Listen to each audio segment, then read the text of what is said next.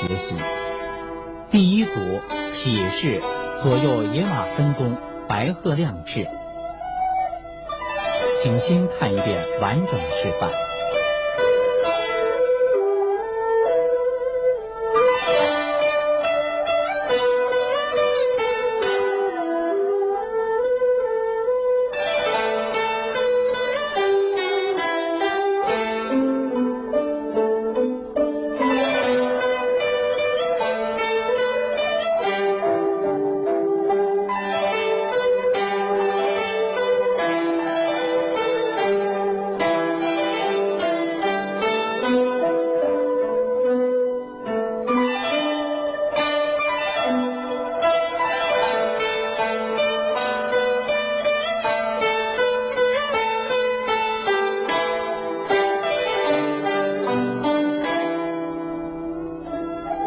请看分解示范。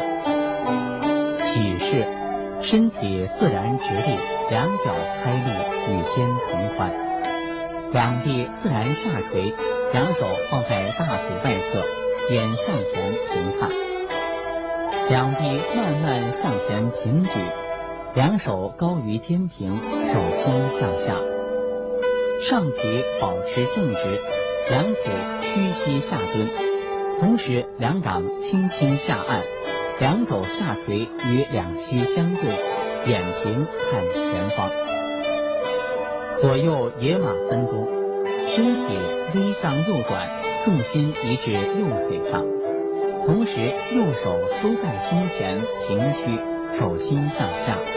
左手经体前向右下画弧放在右手下，左脚随之收在右腿内侧，脚尖点地，眼看右手，上体左转，左脚向左前方迈出，右脚跟后蹬呈左弓步，同时左右手慢慢分别向左上右下分开，左手高于眼平，肘微屈，右手握在右胯旁，手心向下，指尖向前，眼看左手，上体慢慢后坐，重心移至右腿上，左脚尖翘起微向外撇，随即左腿慢慢前弓，身体左转，重心再移至左腿上，同时左手翻转向下，收在胸前平屈，右手向左上画弧放在左手下，两手心相对呈抱球状，右脚随之收在左脚内侧，脚尖点地，眼看左手，右腿向右前方外出，左脚跟后蹬呈右弓步，同时左右手分别慢慢向左下右上分开，右手高于眼平，肘微屈。